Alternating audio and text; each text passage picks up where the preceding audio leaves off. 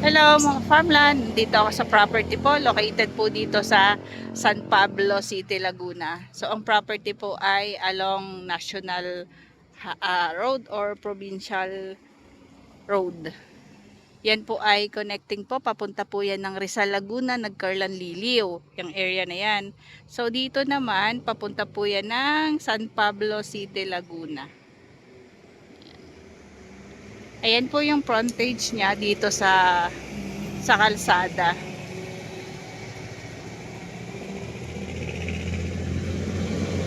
So, ang ganda ng location nito. Ito po ay ang sukat ay 2 hectares or 20,992 square meters po.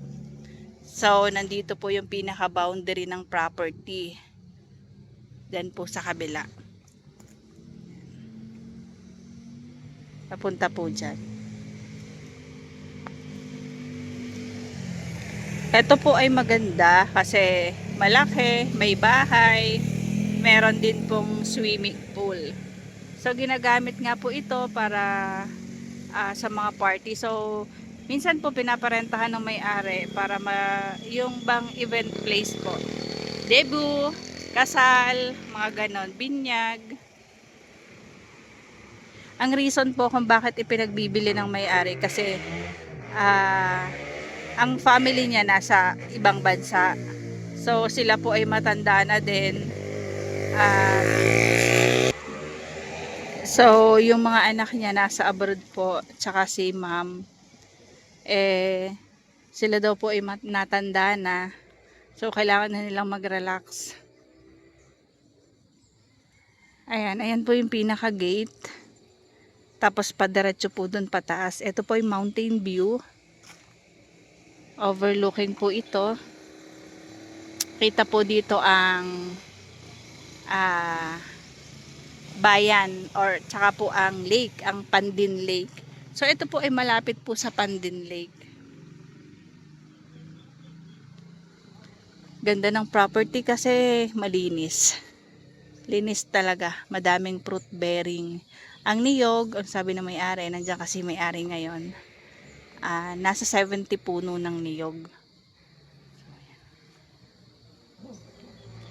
Ito po ay malawak. 20,000 square meter. Yung makakabili po nito, pwede po niyang i-develop ito. Ituloy po niya para gawing event place kasi ang lawak po ng pinaka-parking area. Tapos ang ganda ng pagkaka-design. May konting paburol, tapos may bahay, malaki yung bahay. Ito po yung pinaparent din po nila kasi may swimming pool. Tapos may pinaka function hall sila doon sa itaas doon. So pupunta muna ako sa side dito para maipakita ko sa inyo.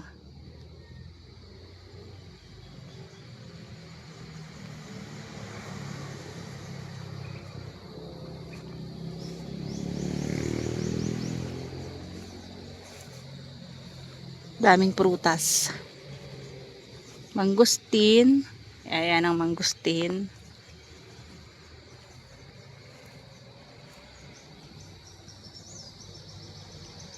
Ayan ang chiko. So madaming bunga yung chiko. Para po sa mga hindi nakakakilala ng chiko. So, yung orange doon, ang dami ding bunga. Ayan po ang lansones. So, ang property hanggang doon yung pong pinaka-boundary.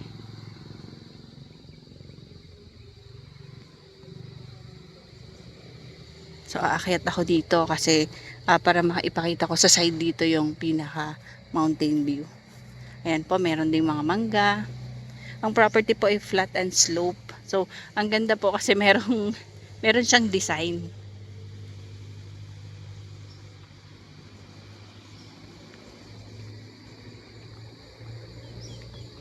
Alam ko mga farmland, mapapahaba yung video ko nito kaya ipagpatawad nyo po, pasensya na po. Kasi maganda tong property, so gusto ko pong malibot para maipakita ko po sa inyo. Kaya pasensya na kung ito man ay mahabaan ko yung pinaka video.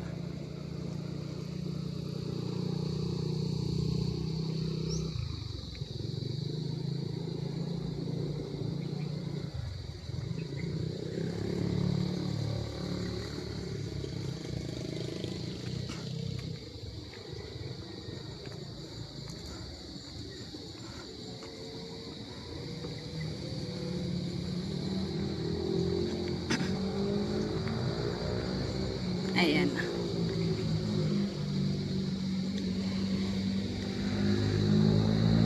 Ayan, nandito po ako sa taas.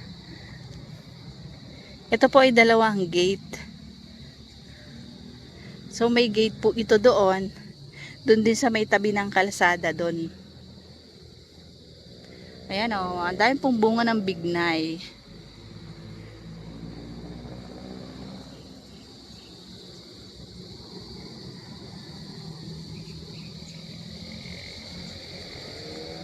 Sa part po dito, ito po yung kabila ng property kasi may paburol po and then paibaba. So dito po, sa part po dito, yan po yung paibaba. Madami din pong fruit bearing. At along Barangay Road din po yung isang gate doon sa kabila ng property. Yung gate number 2.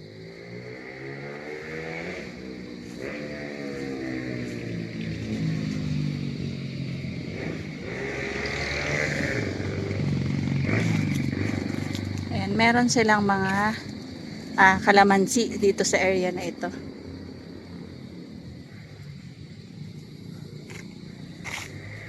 Ayan, kita mo nga naman ang kita nyo nga naman ang bayan.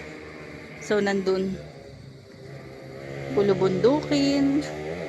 Yun po yung mabuview dito sa taas.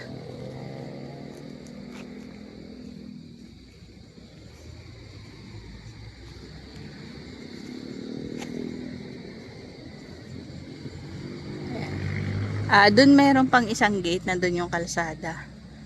Parang ito ay hindi pala kalamansi. Para siyang kiat-kiat pala. Ayun, may mga hinog kasi. Kiat-kiat po pala ito. Ito ay sakop pa po ng property. Ayan. Sakop pa hanggang dyan pa po. Kasi nandun po yung gate.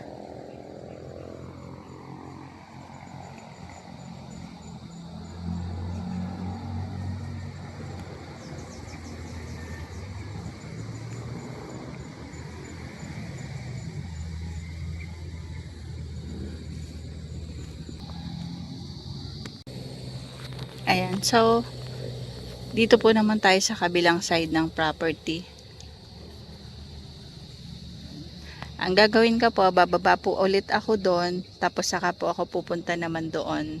Kasi meron pong pinaka wishing well doon. Ay hindi, ano lang po, may dinisign lang po doon yung may-ari na pinaka dinadaanan ng tubig. So, pag po may event, nilalagyan po nila ng tubig yun. Maganda nga naman po. Parang may running water na siya na diretso po sa isang pool.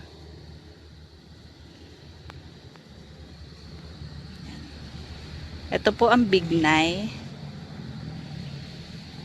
Hilaw pa nga lang po.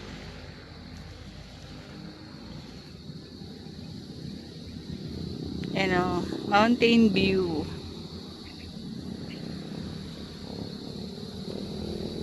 So, babalik ako para maipakita ko naman sa side doon sa kabila. Yan. Bababa ulit ako. Babalik ako doon. Papunta doon sa baba. Kasi para mapakita ko sa inyo yung side doon.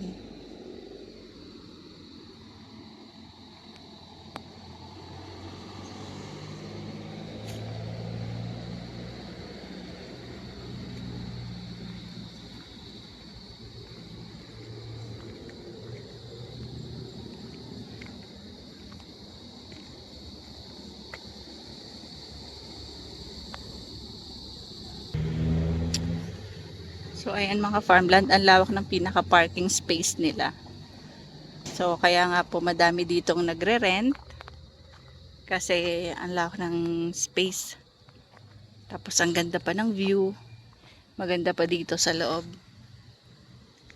Para sa mga client natin na naghahanap ng along provincial road or national road po. Ito po ay hindi na po ganoon kamahal ang presyo. Ang sukat po ng property ay 20,922 square meter po. At ang presyo po ng may-ari dito ay 2,200 pesos per square meter. Negotiable naman yun mga ka-farmland sa may-ari ng lupa.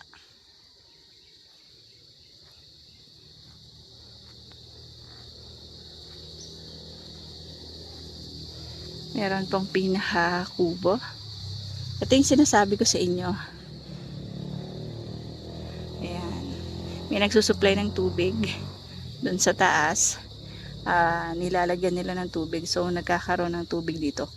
Pinaka design siya as wishing well. Parang mga ganun siya. Merong mga mangga. Lansones.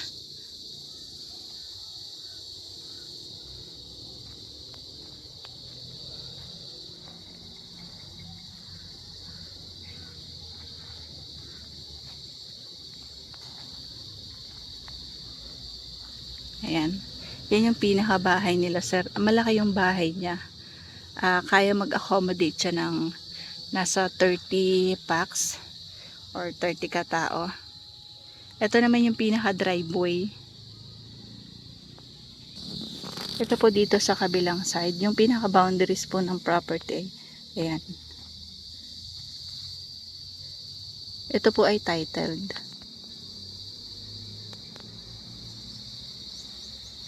So, dadaan tayo dito sa pinaka-driveway nila.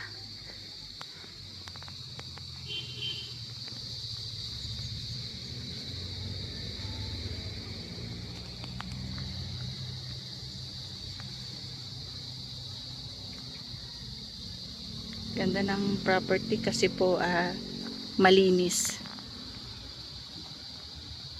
Sensya na against the light po yung araw o dito ang lubog.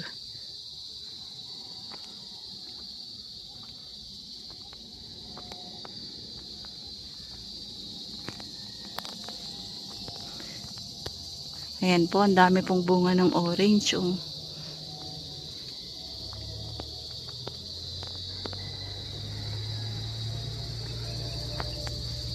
Chico, lansones, mangga,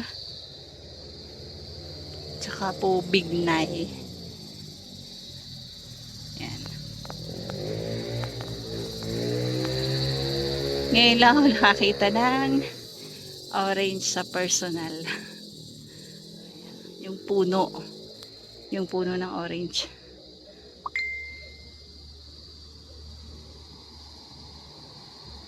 Yan o, ang daming bunga. 2 puno siya na magkatabi. Ang ganda. Bundok Banahaw. Ayan o. Kitang kita. Kaya lang, lagi nga lang may takip. Basta ganun siya. Pag malapit ka sa may Mount Banahaw, hindi mo na makita yung pinakatuktok. Tago na siya gawa ng ulap. Yan, pinakagitna lang yung makikita mo.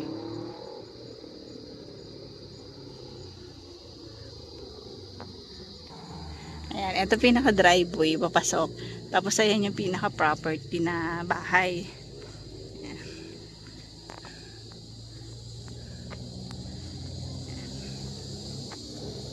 Ayan, ito yung pinaka bahay. Pero mamaya ko na hindi libutin pagka tapos ko na yung kapaligiran. So ito, may bukod pa siyang daan papunta dun sa side.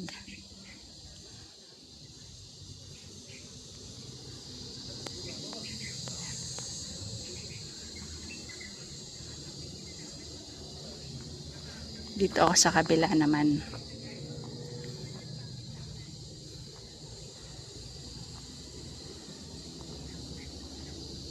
Oh, ang ganda din dito ng view.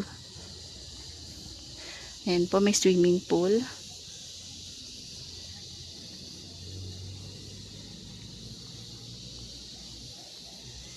Dami silang papaya. Lansones.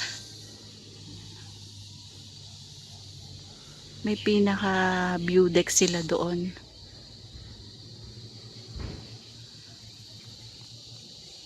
Ito po yung likod ng bahay.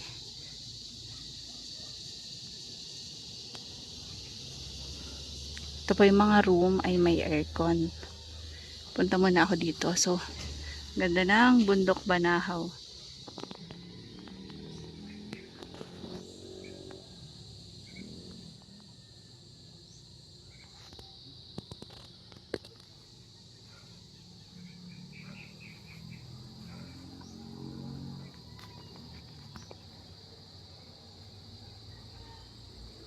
Ganda ng view dito.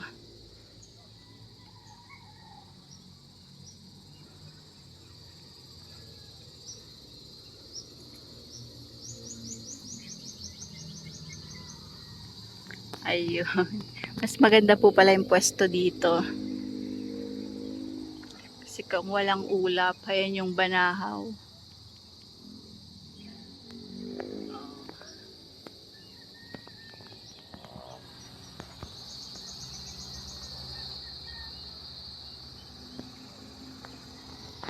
Ayan po, meron din silang mga mangga.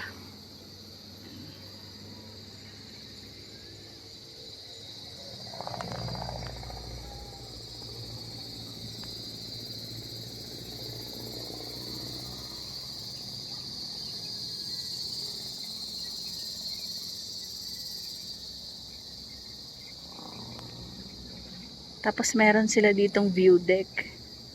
Yan, with ano din yan, may CR din.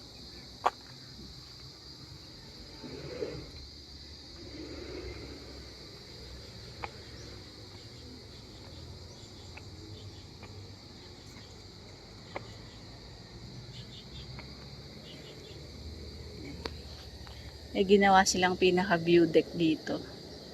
Tapos mga halaman yung nakabubong.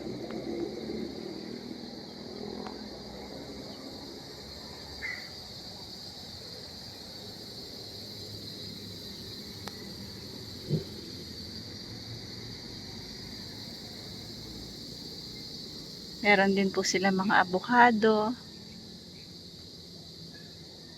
saging, papaya. At nandun po yung madami nilang mulberry. Tapos nandun yung pinaka function hall nila. So yun sabi nga ni Sir, pag pumunta ka dun sa pinakatangke sa taas, makikita nyo po yung lake. Makikita nyo po pag nasa pwesto kayo dun sa may pinaka tower ng tubig, sa water tank, yung pong Pandin Lake. Dyan sa area dyan.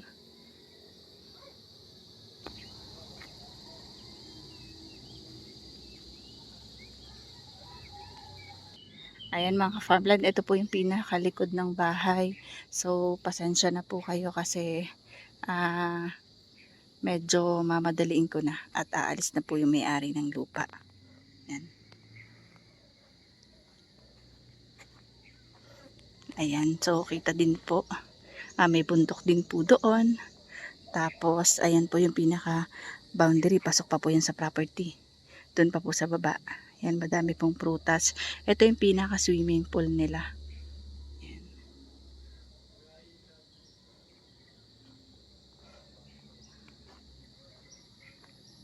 Yan yung bahay. Papunta po naman ako dito sa pinakataas. Sa may function hall nila.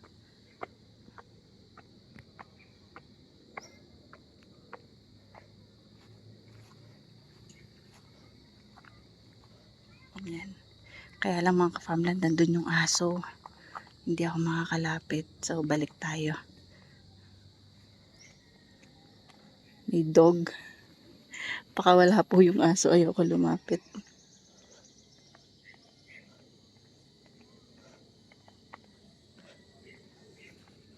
Ayan ang swimming pool. Mountain view. Kita po ang bayan. Andun po sa kabila. Ayun. So, napakaganda pong i-develop nito as event place po. Ayan po. May pinaka pwede ka magpa-picture taken dyan. Pwedeng itong prenup. Pwedeng dito magpa-prenup.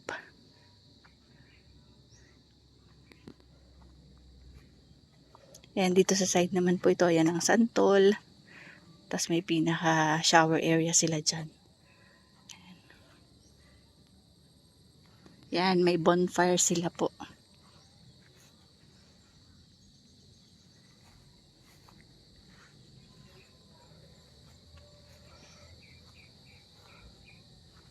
Ito yung pinaka ano nila, function hall.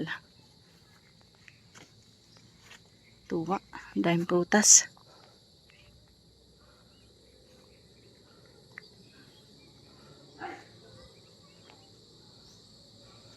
Ayan mga farmland yung pinaka function hall. So dito, kitang-kita nyo yung banahaw.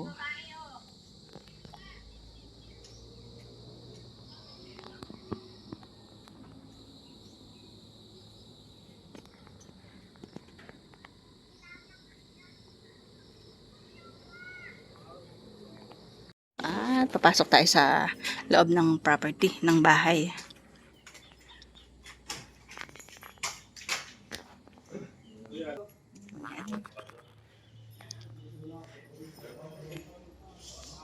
Ito po yung bahay. Ito yung sa loob ng bahay. So, ilang kwarto, sir? Apat po. Tatlo dito sa baba, dalawa sa... Tatlo sa baba. Meron kami quarter-mate sa baba eh. Dito ang daan, yung spiral na yung nakikita mo. Oho. Ayan. May arisia. Okay po. Ito po yung room nila. So, aircon. Tapos, meron din, yan na, may sariling toilet and bath. Yan. May shower room.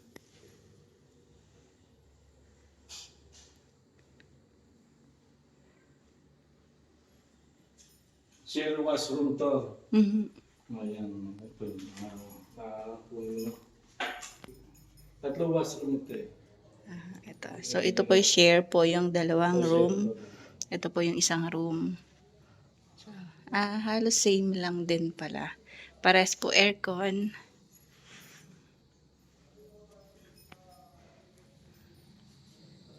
Ayan, mga sofa bed. Sofa bed. In case, pag madami, ano po, pag madaming... Ito, yan. Ay, maganda to. Lahat yan, furniture na yan. Oh, Kasi sa kanila, nag-renovate ako ng bahay. Saka electrician ako. ang ganda. Kaya ako nag-inis ko lang yung pintas ang nag-design. Maganda pala ganito ang gawain. Hmm. Ayan, ang ganda ng ginawa nila. Meron nga nag-arutila dito ko ng isang araw yung kapatid ko eh. Nabili ba sila? Dito na lahat sila. Oo, kasi kasya po kasi mayroon pong Kasi sofa ipon na bed. din yan. Opo, pwede nyo pong i-pull out yun. Load pa rin sila. Nabili man sila dito. Tapos aircon pa. Ito Tapos ito yung CR. ang laundry room. Yan, ang ganda ng bahay. Ganda ng design. Ito yung pinaka-shower room.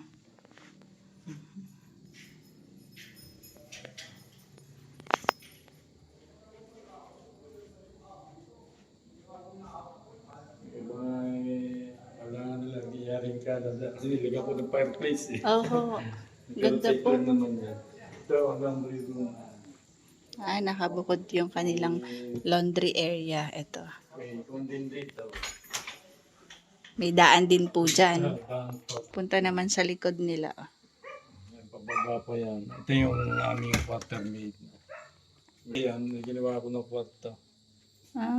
Gusto mong gumawa? Ay! Hindi kahit. Wen! Wala yata. Gagawin ko sa magtatayo bahay doon pwede din. Yan yung plano na kami yung una. Ito yung pinakaloob niya. Yan. Tapos meron ding pintuan. Kung gusto niyo po doon tumambay, may pinakatambayan din. So ito. Tapos dito po naman yung pinaka kitchen nila. Tapos yung dining table. Yan po.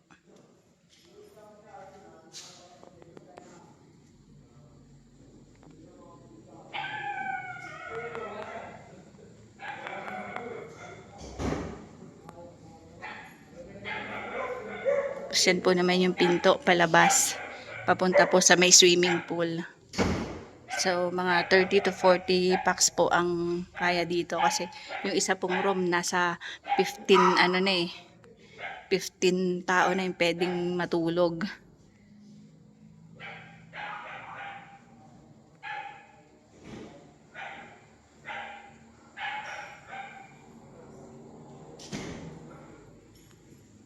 Yan po yung pinaka master's bedroom nila. So, wait lang natin si Sir. Yan po yung pinaka room din yan. Sila nag-ano mo.